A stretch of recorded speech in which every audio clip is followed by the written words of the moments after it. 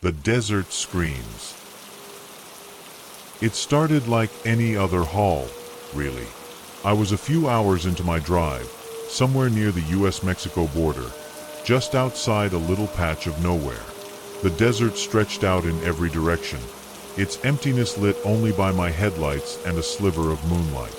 I remember thinking how quiet it was. No cars, no animals, not even a breeze. Just me and the faint static of the CB radio. I'd been driving long enough to know that this kind of silence was rare. It wasn't peaceful, though. It was heavy, like something was pressing down on the air.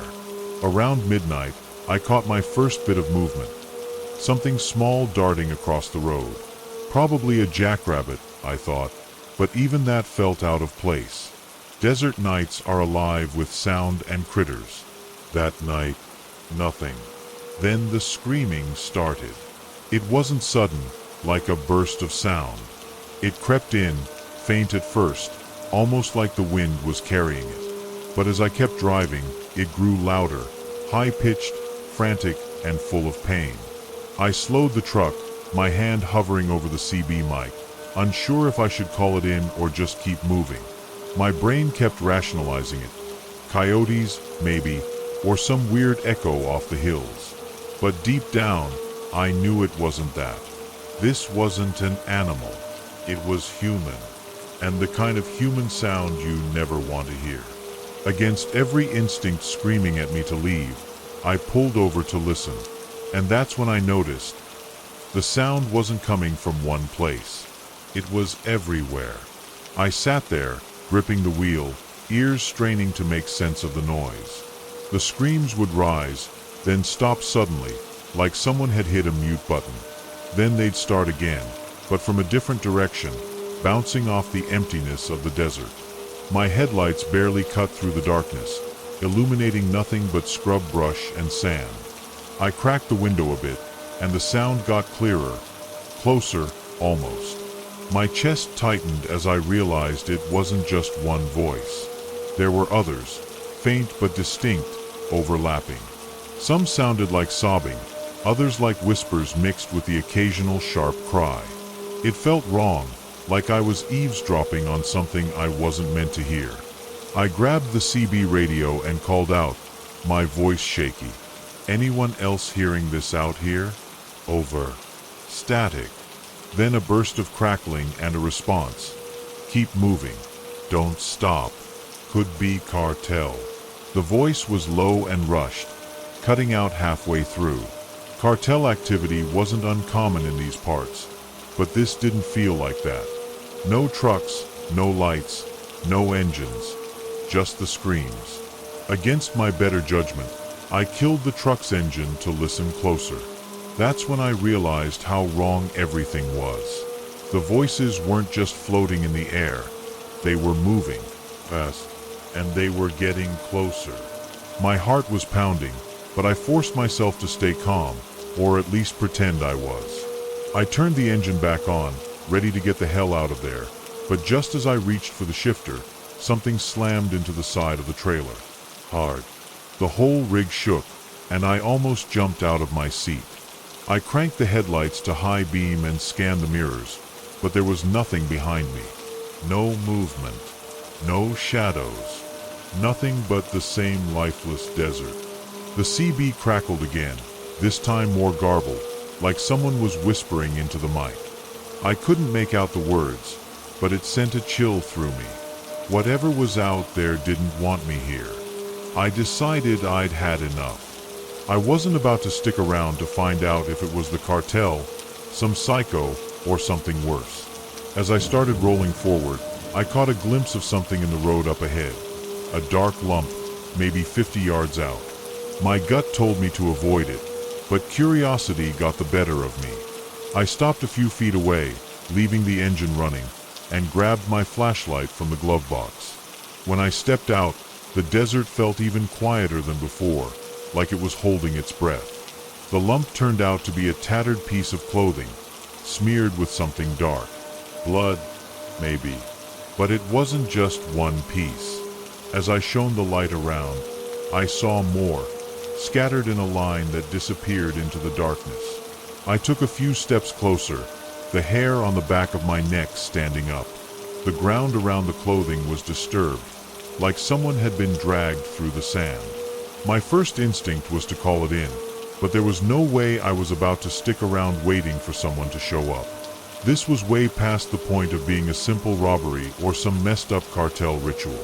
The air felt thick, like something was waiting to pounce, and I couldn't shake the feeling that whatever was out here had been watching me since I stopped. I shone the flashlight further down the road, and that's when I saw it. Scattered, bloody remains. A body, partially decomposed, the limbs twisted at odd angles like it had been torn apart and carelessly discarded. It didn't even look human anymore. I stumbled back, almost tripping over my boots. My stomach churned, and I couldn't breathe. The screams had stopped, just like that. One moment, I thought I was losing my mind. The next, the desert was silent again. I wanted to run, but my feet wouldn't move. I was frozen, staring at the gruesome mess in front of me. And then it hit me. I had no idea how long I'd been standing there. I glanced at the clock in the truck. 2 hours had passed since I first heard the screams. The world felt off, warped somehow, like time had just stretched and twisted. I turned around to get back in the truck, but as I reached for the door handle, I heard a voice, a low, guttural whisper right behind me. I whipped around, the flashlight shaking in my hand, but there was no one there. Just the endless stretch of desert, quiet and still. My mind was racing, trying to make sense of it. The whisper hadn't come from the radio or the wind. It had been right behind me, like someone leaning in close. I didn't catch what it said, but it wasn't English or Spanish. It was something else entirely. My throat was dry, and my legs felt like jelly as I climbed back into the truck, slamming the door behind me. I locked it, not that it made me feel any safer. I cranked the engine, ready to bolt, but as the truck's lights flickered back on, something moved in the distance. At first, I thought it was just the shifting shadows of the desert, but as I focused, I saw them. Figures, dozens of them, standing just outside the reach of the headlights. They weren't running or approaching, just standing there, barely visible against the night. Some looked tall, unnaturally so, while others hunched or twisted at strange angles. Their shapes didn't make sense, like they were distorted somehow. My chest tightened, and every fiber of my being screamed to leave. I didn't wait to find out if they were coming closer. I slammed on the gas, the truck roaring to life as I sped down the empty highway, my eyes darting between the road and the mirrors, praying I'd outrun whatever the hell that was. Even with the truck barreling down the highway, I couldn't shake the feeling that I wasn't alone. My hands gripped the wheel so tight they ached, and my eyes kept flicking to the mirrors, half expecting to see those figures chasing me. The road ahead was a blur, my headlights barely cutting through the dark. I reached for the CB again, desperate to hear another voice, even if it was just static. Anyone out there? I need help. Something's out here. The silence dragged on for what felt like forever before a reply crackled through. It was the same voice as before, rushed and quiet. You saw them, didn't you? Keep driving. Don't stop. No matter what. I was about to ask what the hell they meant when a loud thud echoed through the cab, like something had hit the side of the trailer again. My heart nearly stopped. I glanced in the mirror and saw it. Something clinging to the back of the trailer, its shape barely visible in the red glow of the taillights. It looked wrong, its limbs too long, its head tilting unnaturally as it crawled along the side. I slammed the gas harder, my speedometer creeping toward numbers I didn't usually hit in a rig this size. The truck groaned under the strain, but I didn't care. I couldn't let it catch me. My pulse was pounding in my ears, drowning out everything but the sound of the engine and the relentless thud of that thing trying to hold on. I don't know how long I drove like that, the truck roaring down the empty highway with that thing clinging to the trailer. Every bump in the road felt like it would shake it loose, but it didn't let go. It just kept moving, crawling closer, its silhouette more distinct now. I could see long, thin fingers gripping the edge of the trailer, the way its head jerked side to side like it was sniffing the air. My chest felt like it was going to explode. I leaned on the horn, hoping the noise would scare it off, but it didn't even flinch. Instead, it shifted, pulling itself toward the cab, inch by inch, like it had all the time in the world. The CB crackled again, this time louder and more frantic. "You can't let it in the cab. Don't look at it," the voice yelled, cutting out mid-sentence. That was enough for me. I yanked the steering wheel hard, swerving across the road, trying to throw it off.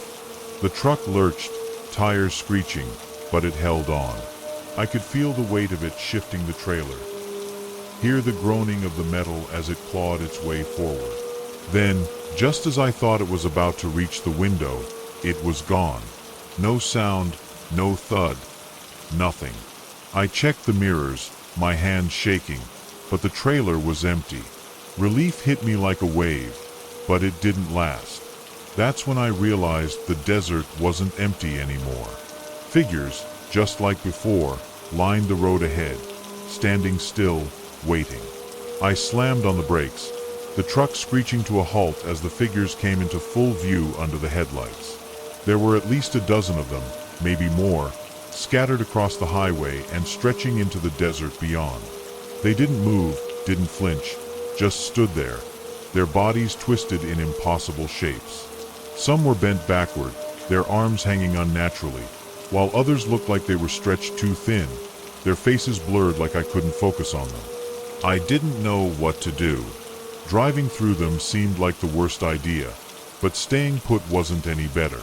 The air felt like it was closing in around me, heavy and stifling, and I couldn't stop shaking.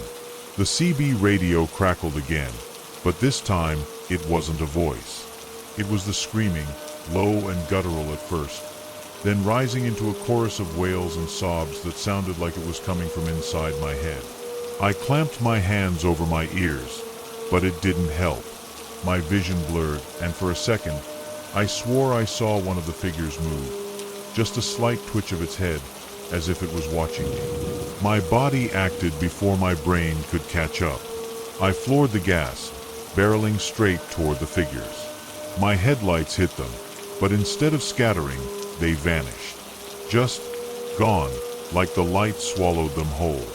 The truck roared down the empty road, but I couldn't shake the feeling that they were still there, just out of sight. I kept driving, my knuckles white on the wheel, every muscle in my body tense. The highway stretched out endlessly in front of me, but something felt off. The distance didn't seem to match. I'd driven this stretch of road before. I knew how long it should take to get to the next gas station, but the odometer told me I was way past that point. The desert outside looked wrong, too. The same scrubby patches of brush and jagged rocks seemed to repeat, like I was stuck in a loop. My headlights flickered once, twice, and then I heard it, a low, dragging sound, like something scraping along the back of the trailer again.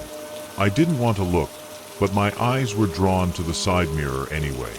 I froze. There was a shadow there, moving along the trailer, long and shifting, like it wasn't bound by the rules of light. My stomach churned as I realized it was coming closer. Then the CB crackled one last time, clear and sharp. "You can't leave. It won't let you." The voice sounded different now, distorted and hollow, like it wasn't even human. That's when I saw the blood, a thick smear dripping down the trailer's side, visible even in the dim light of my mirrors. My mind was screaming at me to keep going, to get as far away as I could, but deep down, I knew it didn't matter. Whatever it was, it had already caught me. The scraping sound grew louder, and I could feel the truck shaking under its weight. My whole body was screaming at me to get out, to run, but where would I go? I couldn't stop, couldn't abandon the rig in the middle of nowhere. My hands trembled as I pressed harder on the gas, the engine roaring as the truck pushed forward. The road seemed endless, the dark pressing in closer with every mile. I glanced at the mirror again, and that's when I saw it. The shadow wasn't just a shape, it had eyes. Two pinpricks of glowing red, staring right back at me. My breath hitched, and before I could think, the headlights flickered one last time and went out completely. I was plunged into darkness, the desert swallowing everything. I couldn't see the road, the mirrors, or even the dashboard. The only thing I could hear was the scraping, now directly above the cab. My heart pounded in my ears as I fumbled for my phone, desperate for light, but when the screen lit up, it wasn't my home screen. It was a reflection of my face, and behind me, something I'll never forget. A grin, too wide and filled with jagged teeth, stretched across a featureless face. I don't remember screaming. I don't even remember stopping. When I came to, it was dawn, and I was parked on the side of the road. The meat trailer. When I first got the call about the job, I didn't think much of it. Trucking is trucking. Pick up, drop off, cash the check. But this one was different. The dispatcher was vague, wouldn't even tell me what I'd be hauling, just that it was a light load and the route was short. Normally, I'd pass on something that sounded that sketchy, but the pay was too good to ignore. 3 times my usual rate for less than a day's work. Drive out to mile marker 237, the guy on the phone said. Trailer will be there. Keys are inside the rig. It felt off, sure, but I'd had slow weeks before, and desperation makes you a little less cautious. I figured it'd be a load of furniture or electronics someone wanted moved under the table. Shady, but not unusual. When I pulled up to the spot, the trailer was just sitting there like they said, parked by the side of the highway under a flickering streetlight. It was one of those old, beat-up reefer trailers, white with streaks of rust, no logos or markings on it. I remember the way the air smelled, a weird mix of pine trees from the surrounding woods and something sour, faint but unmistakable, that hit my nose the second I opened the cab door. I told myself it was probably just the roadside trash or maybe a dead animal nearby. Still, my stomach tightened as I climbed into the cab, found the keys dangling from the ignition, and started the engine. The thing rumbled to life like it hadn't been driven in years, but I told myself to suck it up. It was a quick job, in and out, no big deal. The drive started off uneventful, but something about that trailer kept nagging at me. It wasn't just the smell, it got worse the further I went, like something sour and metallic seeping through the air vents. I rolled the windows down, hoping it would help, but that only made the forest around me feel eerier. There were no other cars on the road, just miles of darkness broken up by my headlights. The longer I drove, the heavier my chest felt, like the trailer behind me wasn't just carrying cargo but something wrong. I don't know how to explain it, but every time I glanced at it in the side mirror, my gut tightened. I kept telling myself to relax, but my hands gripped the wheel harder than usual. When I finally reached the drop-off point, my nerves were shot. It was an open clearing, surrounded by trees, with a single floodlight buzzing overhead. No buildings, no people, just this wide, empty space like someone had carved it out of the forest and left it to rot. I pulled the truck in and killed the engine, but no one came out to meet me.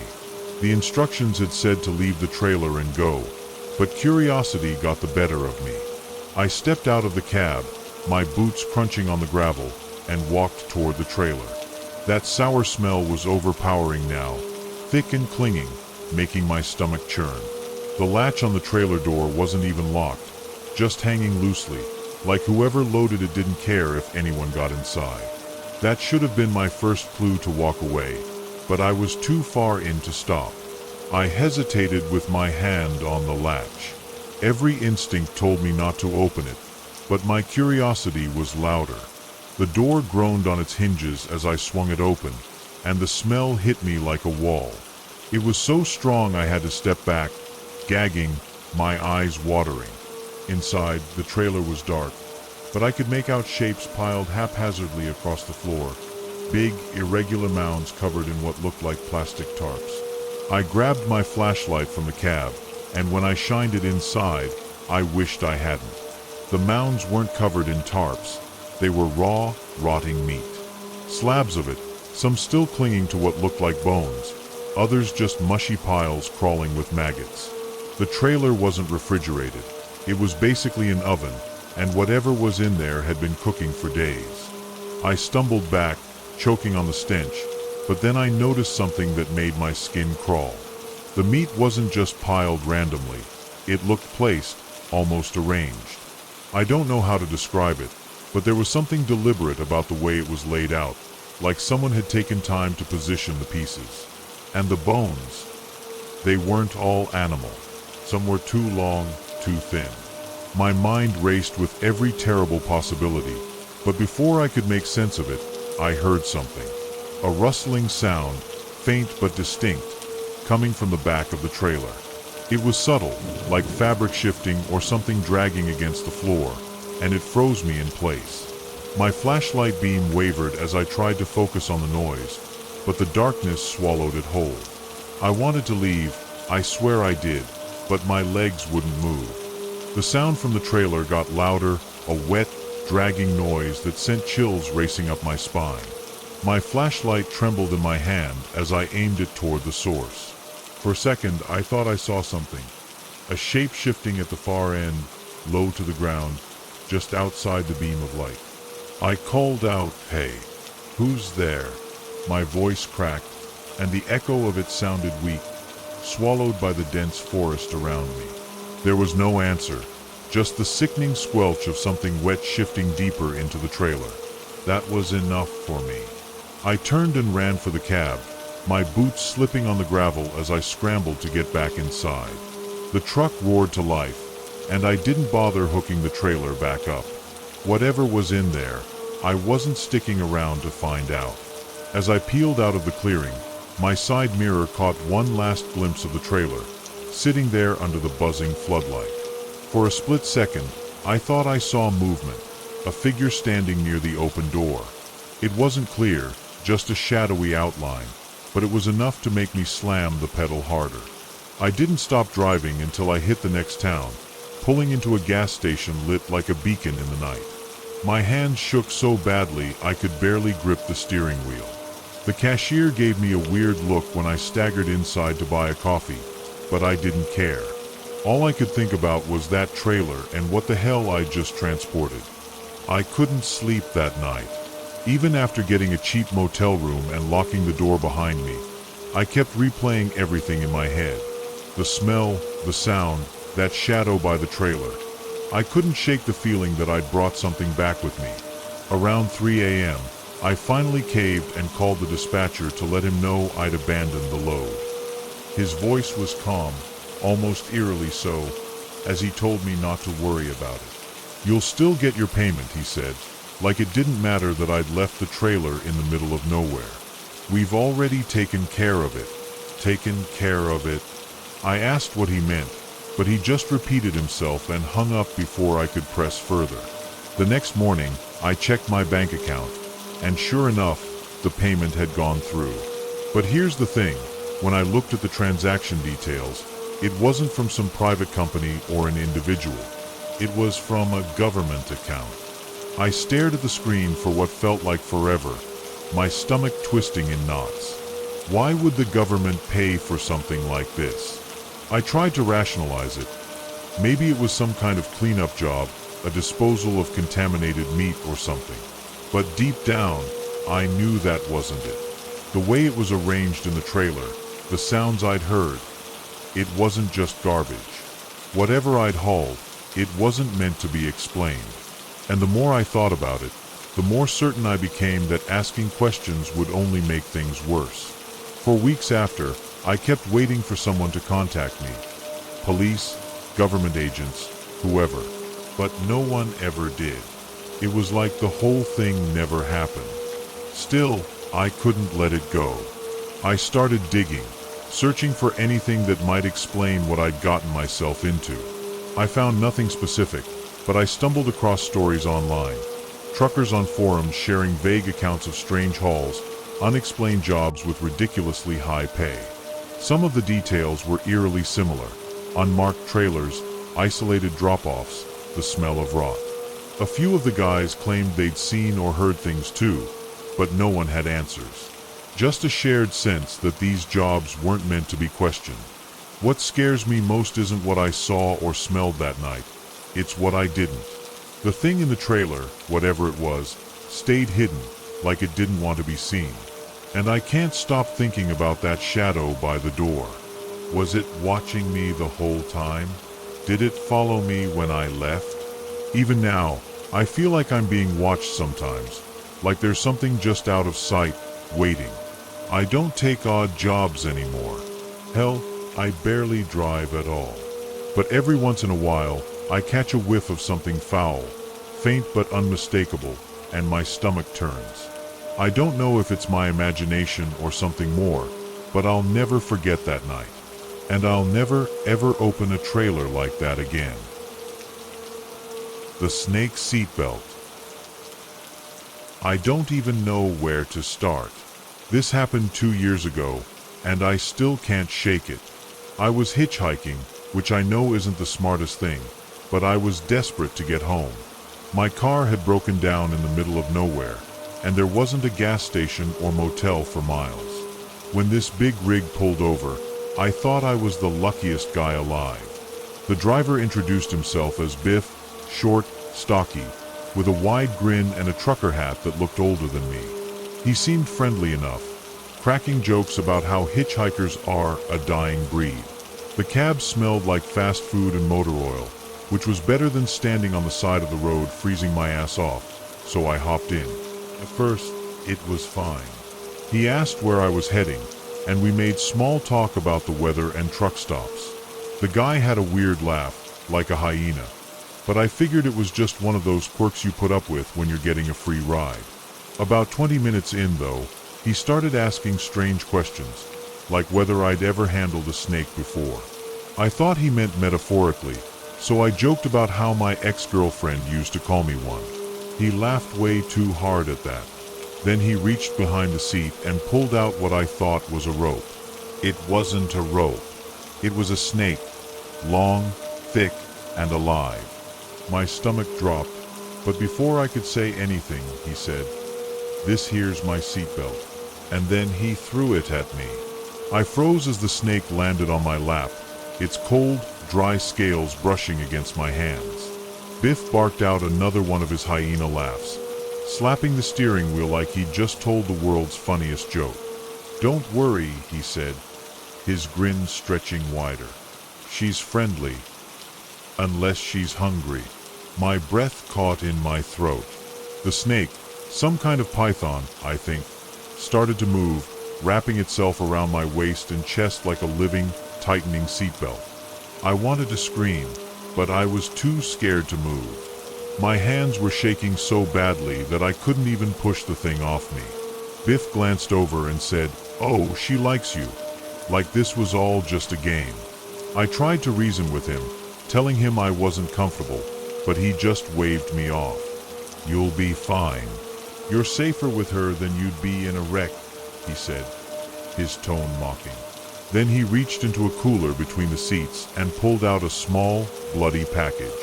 My stomach turned as he ripped it open and revealed a raw chicken breast. "Time to feed her," he said, holding it out to me. The snake's head popped up, its beady eyes fixating on the meat. I couldn't believe this was happening. I shook my head, but Biff shoved the chicken closer, his grin fading into something darker. "You don't want to upset her," he said, his voice low and threatening. I realized then that this wasn't just some sick prank. He was dead serious. I had no choice. My hands were trembling so badly that I could barely grip the slimy chicken breast. The snake's head darted toward it, and I flinched so hard I almost dropped the thing. "Relax," Biff said, grinning again. "She's not gonna bite you, unless you piss her off." The snake coiled tighter around me, and I could feel its muscles shifting under my clothes. It felt like I was being squeezed by a living, breathing vice. I held out the meat as far from my body as I could, and the snake struck, its jaws unhinging to swallow the chicken whole.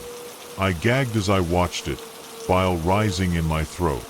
The sound it made, wet and sucking, was something I'll never forget. When the snake finished, Biff patted it affectionately like it was a damn puppy. "Good girl," he said, then looked at me with a grin that didn't reach his eyes. "See, she likes you. Maybe I'll let her keep ya." He laughed again, but this time it didn't feel like a joke. I knew I had to get out of there, but we were speeding down a dark stretch of highway, and I didn't see any way to escape without breaking my neck. I tried to stay calm, thinking maybe if I played along, he'd eventually pull over. But then he said something that sent a chill through me. "You know, most folks don't make it this far with her. She's picky about who she eats." I couldn't tell if he was joking, but the way he said it, so casual and matter-of-fact, made my blood run cold. I forced a laugh, trying to act like I was in on the joke, but my mind was racing.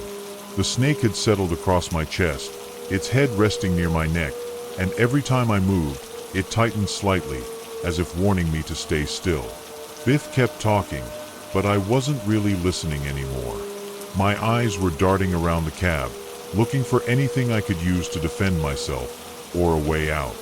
The door handle was right there, but the truck was still barreling down the highway at full speed. Jumping wasn't an option. Not yet. Suddenly, Biff reached over and touched the snake's tail, making it squirm.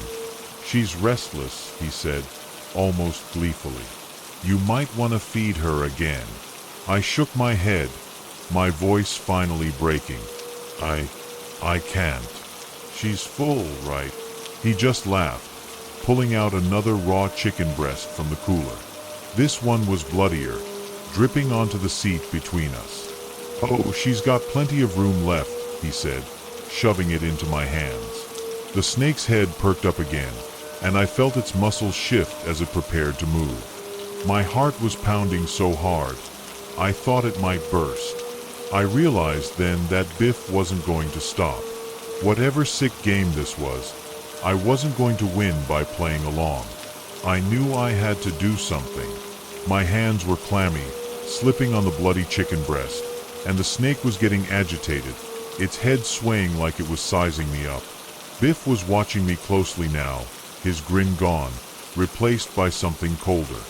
"Go on," he said, his voice lower, more commanding. "She's waiting." I stared at him, my mouth dry, and for a split second, I thought about throwing the chicken at his face and making a run for it. But the snake shifted, tightening just enough to make my ribs ache. It was like it could sense what I was thinking. I froze, realizing that any sudden movement might push this whole situation into something even worse. The truck hit a bump, and the snake hissed, its tongue flicking dangerously close to my face. That's when I saw my chance. Biff had taken one hand off the wheel to point at the cooler, and his attention wavered just enough. I swallowed my fear and threw the chicken onto the dashboard. The snake immediately uncoiled, lunging toward the meat. It was my opening, and I took it. With every ounce of strength I had, I shoved the snake toward the steering wheel, making Biff swerve. "What the hell are you doing?" he yelled, but I didn't stop to answer. My hand flew to the door handle, yanking it open as the truck skidded dangerously close to the guardrail. The wind roared as the door swung open, and for a moment, I hesitated. The truck was still moving fast. Too fast. But then Biff reached for me, his face twisted with rage, and I knew staying wasn't an option. I threw myself out of the cab, hitting the pavement hard. The impact knocked the air out of me, and my skin scraped raw against the asphalt as I tumbled. When I finally came to a stop, I could feel the burning pain in my arms and legs, but I was alive. I looked up just in time to see the truck swerving wildly down the road, its taillights disappearing into the darkness. I lay there for a few seconds, my chest heaving, trying to process what had just happened. The highway was silent now, except for the faint rustling of the wind and the distant hum of crickets. My body ached all over, but I forced myself to stand, stumbling toward the side of the road. My heart was still pounding, and my mind raced with images of the snake and Biff's twisted grin. I didn't even have time to think about where I was or what I was going to do next. All I knew was that I had to keep moving to put as much distance as possible between me and that truck. As I limped along the shoulder of the highway, every sound made me jump. The distant howl of the wind, the rustle of bushes. It all felt like it could be Biff's truck roaring back toward me. I kept glancing over my shoulder, half expecting to see those headlights bearing down on me. My legs were shaky, my scraped palms stung, and my head throbbed from hitting the ground, but adrenaline kept me moving. I didn't have a plan. There wasn't anywhere to go, just endless darkness ahead and behind. The only thing keeping me going was the thought of getting as far away from him as I could. Eventually, I saw a light in the distance. At first, I thought it was another truck, and my stomach turned. But as I got closer, I realized it was a gas station, its old neon sign flickering weakly. Relief flooded over me. I stumbled toward it, my legs barely holding me up. The station was empty except for a lone attendant inside, leaning on the counter and scrolling through his phone. I pushed through the door, gasping for breath, and the guy looked up, startled. "You okay?" he asked, his eyes widening as he took in my bloodied clothes and panicked expression. "There's a guy out there," I managed to choke out. "A trucker. He had a snake." My voice trailed off. Saying it out loud made it sound ridiculous, but the terror in my voice must have convinced him.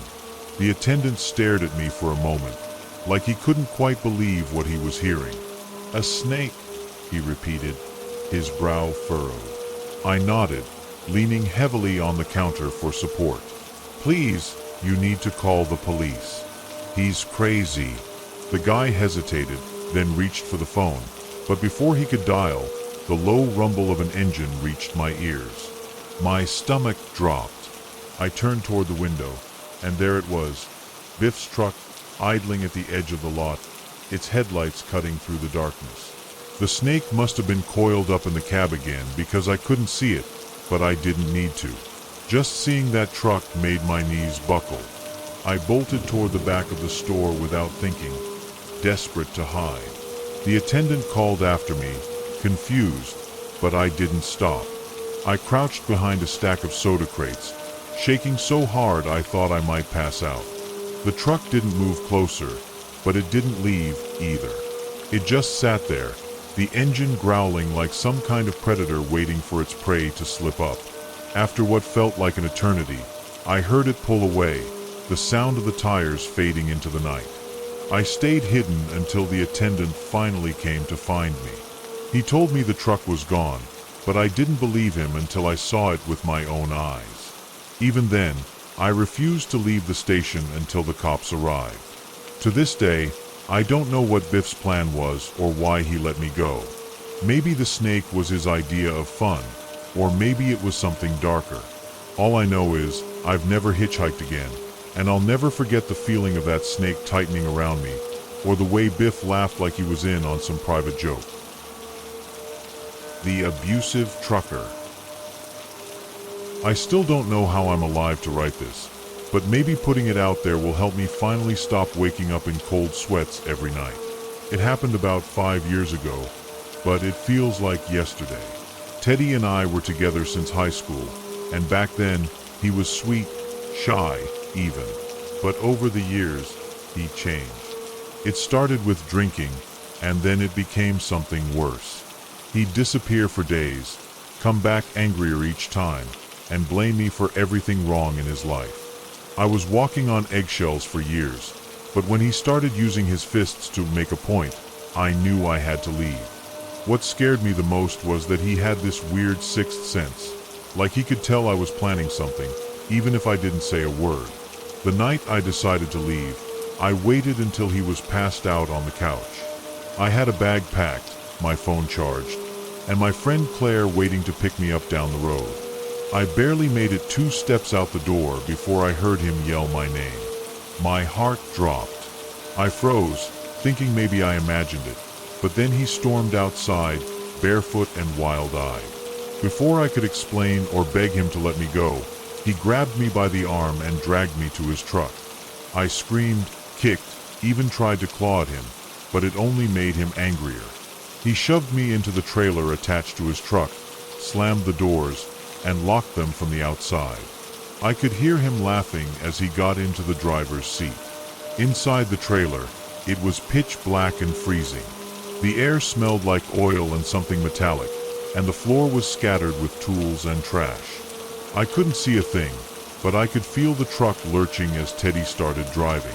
At first, I thought he was just trying to scare me, but then the speed picked up. He wasn't driving normally. He was swerving, braking hard, and taking sharp turns that threw me against the walls. My head hit something, and I felt a warm trickle down my face. I tried pounding on the walls, screaming for him to stop, but I don't think he even heard me over the roar of the engine and his blaring music. It felt like hours, but it was probably only minutes before the truck came to a screeching halt. When the doors finally opened, I was too disoriented to do anything. Teddy yanked me out of the trailer and dragged me through the dirt. We were in the middle of nowhere. No streetlights, no signs, just trees and darkness. He kept muttering under his breath, but I was too scared to make out the words.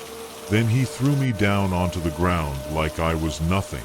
I tried to sit up, but my body felt like jelly. He leaned down, his face inches from mine, and said something I'll never forget. "If I can't have you, no one will."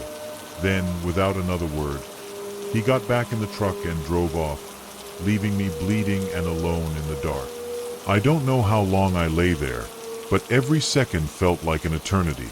My head was pounding, my ankle throbbed. I must have twisted it when he threw me down, and my hands were scraped raw from trying to catch myself. The worst part wasn't the pain, it was the silence. It felt like the entire world had abandoned me. I forced myself to stand, biting back tears, and hobbled toward the faint outline of trees in the distance, hoping maybe there was a road or a house nearby.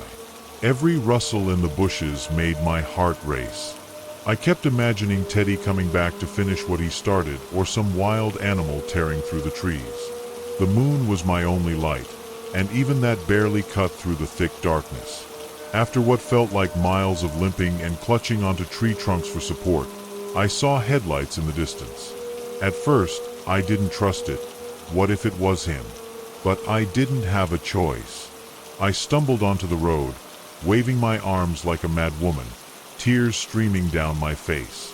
The car skidded to a stop, and two people jumped out, a middle-aged couple. They looked as shocked as I felt. The woman ran to me, throwing her jacket over my shoulders, while the man shouted something about calling 911. I couldn't even speak. I just broke down sobbing, finally feeling safe for the first time in what felt like forever. The couple helped me into their car, and I clung to the woman like my life depended on it. I must have looked like a mess. My face was caked with dirt and blood, and my clothes were ripped.